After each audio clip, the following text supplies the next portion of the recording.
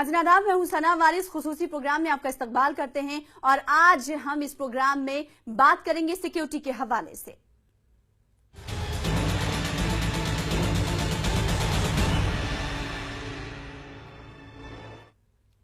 जी हां, हम आपको एक ऐसे शहर की हकीकत बताने जा रहे हैं जिसे दहशतगर्दों ने कई ऐसे जख्म दिए हैं जो यहां के लोग कभी नहीं भूल सकते। आए दिन इस शहर को हाई अलर्ट करार दिया जाता है। आज हम इस शहर पर एक ऐसा इंकशाफ करने जा रहे हैं जो इसके पुराने जख्मों को कुरे देगा, लेकिन ये एक कड़ी हकीकत है जिससे आपको आगाह करवाना बेहद जरूरी है। चलिए आपको दिखाते हैं हमारी ये स्पेशल इन्वेस्टिगेशन रिपोर्ट। हैदराबाद की हिस्टोरिकल मस्जिद मक्का मस्जिद में मौजूद हूँ। 18 मई 2007 का वो काला दिन हैदराबाद की हिस्ट्री पर एक ऐसा बदनुमा दाग है जो कभी नहीं मिटाया जा सकता। 18 मई 2007 को इसी मस्जिद में एक बॉम्ब ब्लास्ट हुआ था जिसमें 9 बेकसूर लोगों की मौत हो गई थी और कई दर्जन लोग घायल हो गए थे। आज मैं यहाँ क्यों आया हूँ ये आपको कुछ ही देर में खुद पता चल जाएगा, लेकिन उससे पहले आपको दिखाते हैं ये एक रिपोर्ट।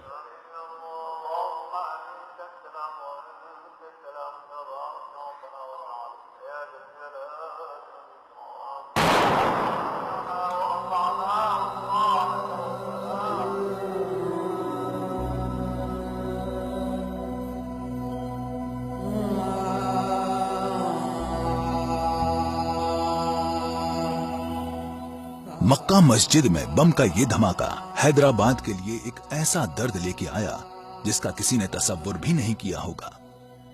इस धमाके में 9 लोगों की मौत हो गई और दर्जनों लोग जख्मी हो गए। धमाके के बाद खौफ और गुस्से के माहौल को पुलिस की गोलियों ने और हसास बना दिया।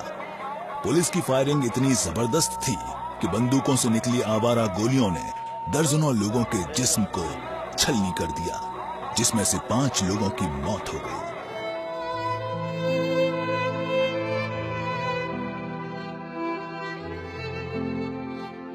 आइए आपको मिलवाते हैं एक ऐसे मजलूम बाप से जिसके बुढ़ापे की लाठी इस बम धमाके में टूट गई। ये हैं अकरम अली खां, धमाके में मारे गए साजिद अली खां के वालिद। साजिद अली खां सऊदी अरब में नौकरी किया करते थे। वो सऊदी से अपनी बहन की शादी कराने के लिए हैदराबाद आए थे। किसी को क्या पता था कि जिस घर में शादी की खुशियां बरसने वाली थीं, वहां मातम छा जाएगा। साजिद अली खां अपने कुनबे के इकलौते ऐसे शख्स थे जो अपने घर की किफालत कर रहे थे। अपने बेटे की कहानी सुनाते हुए अकरम अली खां का एक एक लफ्ज उनके दर्द की दास्तां बयां कर रहा था। बच्चा था बाहर, मेरे लिए बहुत कुछ भेजता था, करता था। आज मुझे बहुत अफसोस है, आज उसकी मौजूदगी नहीं दिख रही। खैर पैसे नहीं भेजे तो नहीं भेजे, लेकिन सूरत देख के तो उसका दिल बहलता था। हमारा बहुत सुकून था। और मालूम है उसको 3 बेटियां हैं और ऐसा इससे आया, बच्ची की शादी थी मेरी दूसरी बेटी की, तो उस शादी के सिलसिले में आया। आज यहाँ बम ब्लास्ट हुआ। आज उसको कोई अंदर हाउस के पास शहीद हुआ।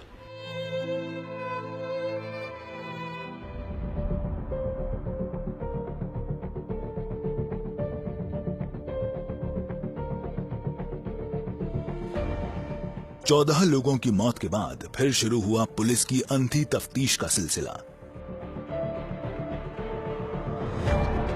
पुलिस के पास धमाके का कोई सुराग नहीं था। बहरहाल वो शक की बिना पे काम करने लगी। चूंकि हमला दहशतगर्दाना था तो जांच के दायरे में सिर्फ और सिर्फ मुस्लिम नौजवानों को उठाने का सिलसिला शुरू हो गया। इस कार्रवाई में तकरीबन 150 मुस्लिम नौजवानों को गिरफ्तार किया गया और दर्जनों के नाम नामजद रिपोर्ट दर्ज कराई गई। शुरुआती जांच के बाद तकरीबन 100 से ज्यादा लोगों को रिहा कर दिया गया, जिनमें से तकरीबन 60 लोगों को रियासती हुकूमत की तरफ से करेक्टर सर्टिफिकेट भी बांटे गए। उसके बाद धमाके के तार हिंदू तंजीम आरएसएस से जुड़े, जिसमें आरएसएस के कई लोगों की गिरफ्तारियां भी हुई।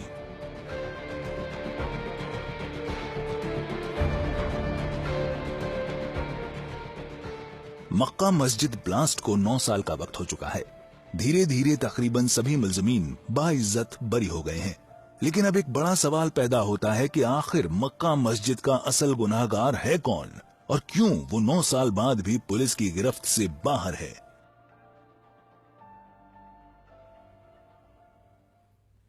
तो खुसूसी रिपोर्ट दिखाए थे सिक्योरिटी के हवाले से। कुछ और सवाल और कुछ और स्पेशल रिपोर्ट्स लेकर आएंगे। छोटे से ब्रेक के लिए रुकेंगे, ब्रेक के बाद जल्द लौटेंगे।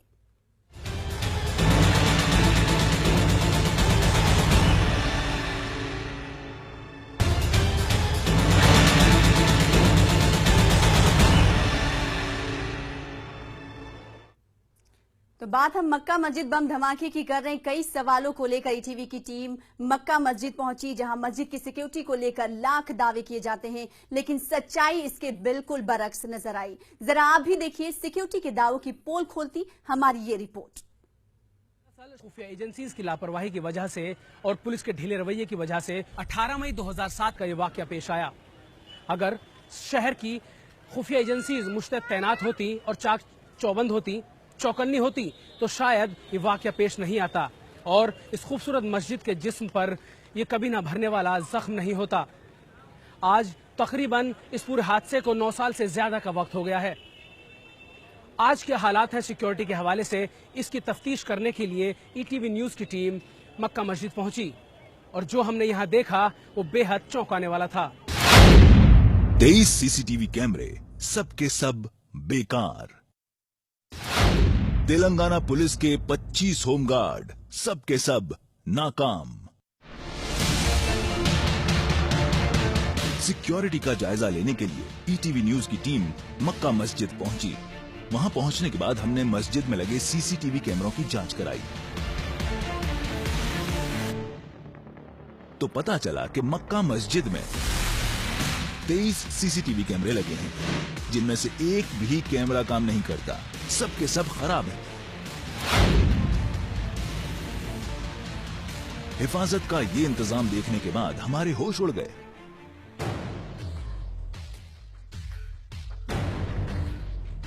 उसके बाद हमारे जहन में एक तरकीब आई, जो मस्जिद में तैनात हिफाजती लोगों की पोल खोलने के लिए काफी थी। हमारी टीम के एक साथी को हमने बाहर से एक पार्सल लाने को कहा। वो पार्सल हमने मस्जिद की बाउंड्री पर लगी लोहे की ग्रिल से मस्जिद के अंदर दाखिल किया। जहां से ये पार्सल हमने दाखिल किया, वहीं पर सिक्योरिटी में लगे तेलंगाना पुलिस के 4 जवान अपनी ही दुनिया में मस्त थे।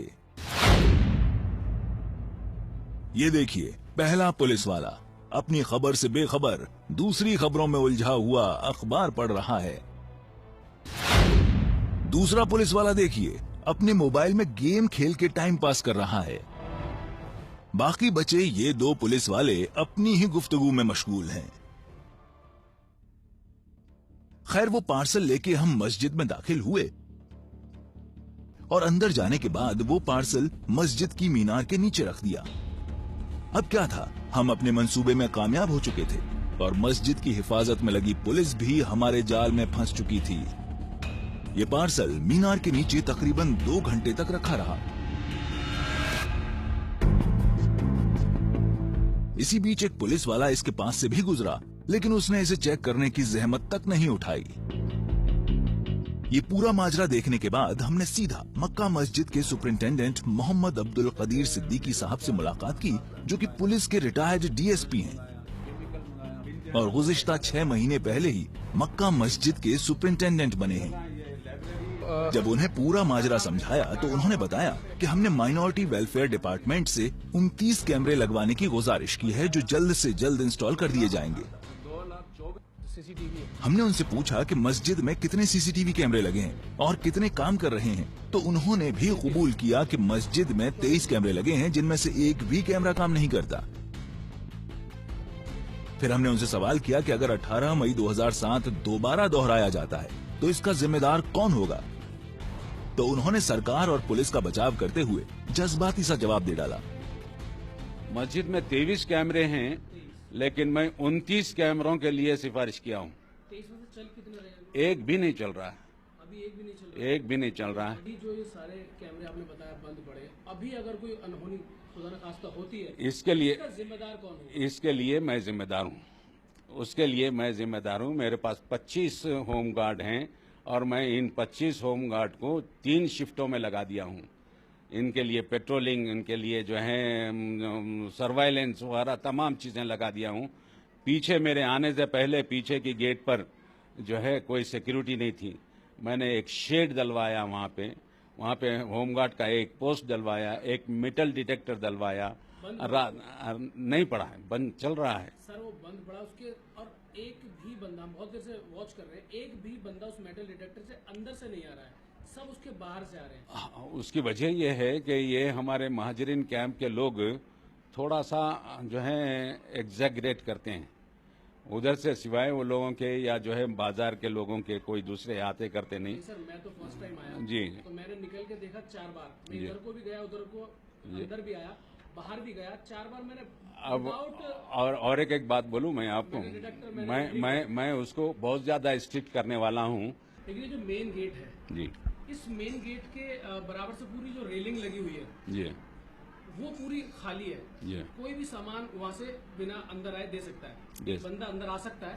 मैंने चेक किया, ये मैं सिक्योरिटी चेक की, मैं अंदर आया, बाहर से मैंने एक सामान अंदर लिया, उससे मैंने जाके अंदर रख दिया। तो ये बहुत बड़ा, आपको नहीं लगता बहुत बड़ी कमी होगी सिक्योरिटी में मस्जिद के? इसके लिए मैंने मेरे से पहले भी और मैं आने के बाद में उसको और ज्यादा एक्सेलेटर दिया है। हमारे पास APSP का प्लेटून है वहाँ पे, और वो जो है मस्जिद की जालियों के लिए निगरानी करने के लिए उनको अलहदा मुकर्रर किए हैं। सर जब मैंने सामान लिया वो लोग तीनों वहीं बैठे थे। अब जो है ये थोड़ी सा डिफेक्ट होता है। मैं ऑफिसरों से दिन रात कांटेक्ट में लगा हुआ हूँ। इंशाअल्लाह ताला ये तमाम जो आप बता रहे हैं बहुत जल्दी उसको मैं जो है कंसिडर करूंगा और उसको परफेक्ट करूंगा इंशाअल्लाह ताला। अब आपको दिखाते हैं मस्जिद के पीछे वाले दरवाजे की हैरानकुन तस्वीरें। यहां तेलंगाना पुलिस के 2 गार्ड तैनात हैं और एक मेटल डिटेक्टर भी लगा है। जब हमने तफ्तीश की तो पता चला कि ये मेटल डिटेक्टर खराब है। लोग इसके अंदर से न जाकर बाहर से जा रहे हैं।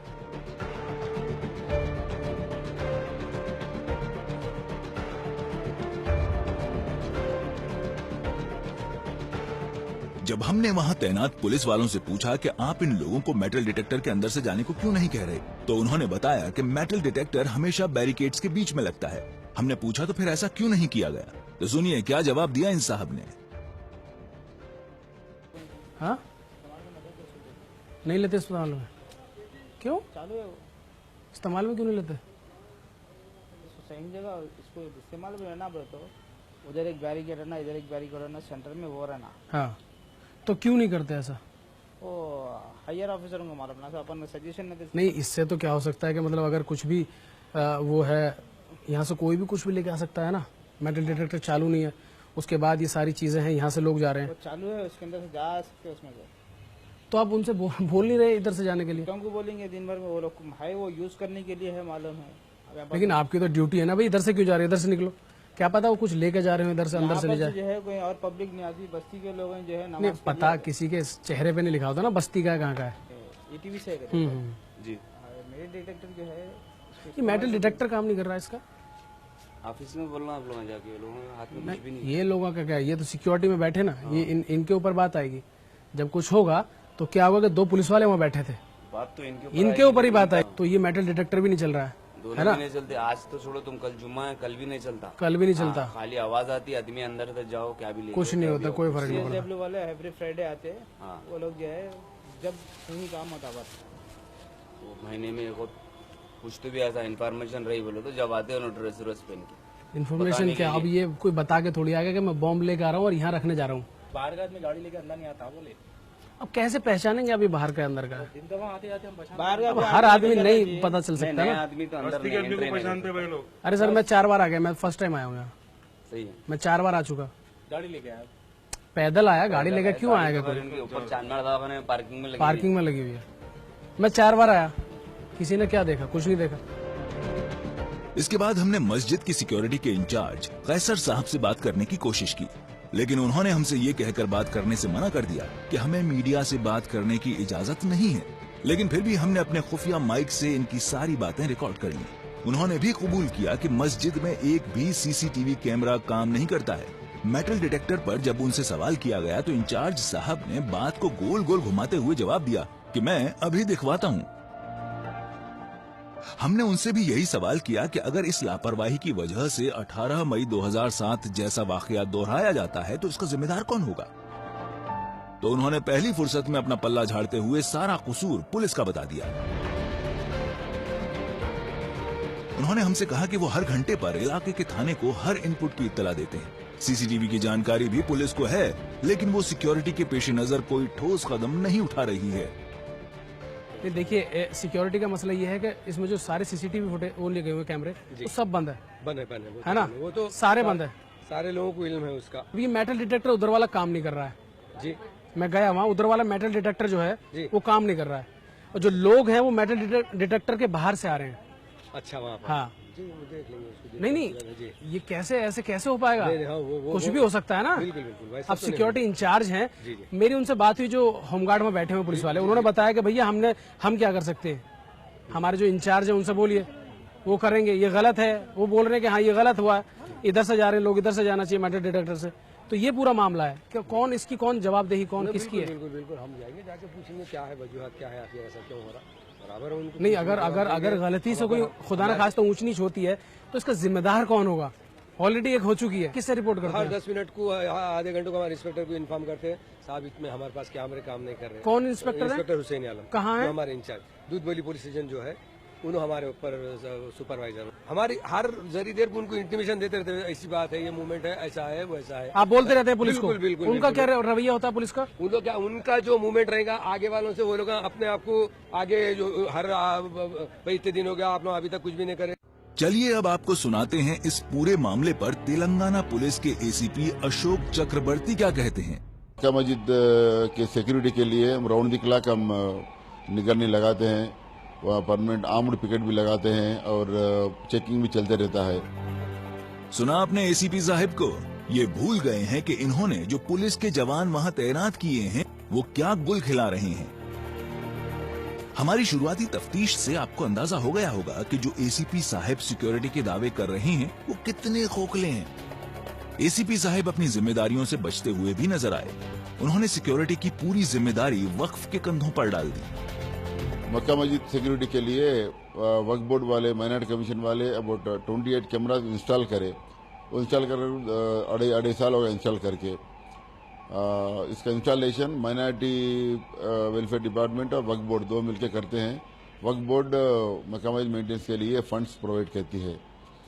28 कैमराज 2 साल से चल रहे हैं। हमेशा ये कैमराज एक बार ख़राब होते हैं, जो मेंटेनेंस प्राइवेट आदमी को दिए वो बराबर बहुत बार ये कैमराज काम नहीं कर रहे। इम्पॉर्टेंट ओकेजन्स होते हैं, जब फेस्टिवल्स होते हैं, रमज़ान फेस्टिवल होता है, हर मक्का मस्जिद में हर फ्राइडे के तो लाखों में, ऑलमोस्ट एक हज़ारों में नमाजी आते हैं, नमाज पढ़ने के लिए आते हैं।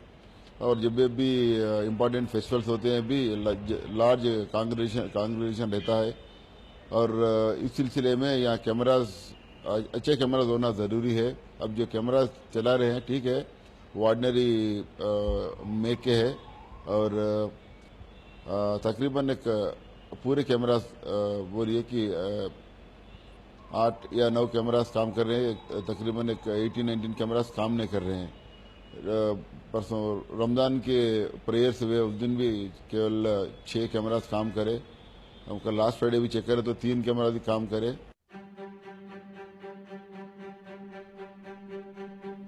इन सब की बातें सुनने के बाद आपको अंदाजा हो गया होगा कि न तो इन लोगों को मक्का मस्जिद की फिक्र है और न ही उन हजारों अकीदतमंदों की जो रोज इस मस्जिद में नमाज अदा करने के लिए आते हैं। वक्फे से हैदराबाद को हाई अलर्ट करार दिया जाता है, लेकिन उसके बाद भी मस्जिद की हिफाजत के लिए ये ढीला रवैया सोचने पर मजबूर करता है। आपको हमारी तफ्तीश देखने के बाद, हमारी रिपोर्ट देखने के बाद ये अंदाजा हो गया होगा कि रियासती हुकूमत हो या फिर मरकजी हुकूमत, वो कितनी फिक्रमंद है एक आम आवाम के लिए। अगर मक्का मस्जिद की सिक्योरिटी चाक चौबंद नहीं की गई तो शायद 18 मई 2007 जैसा वाकया दोबारा से दोहराया जा सकता है। कैमरामैन मनीष गीते के साथ शाकिर सैफी, ईटीवी न्यूज, हैदराबाद।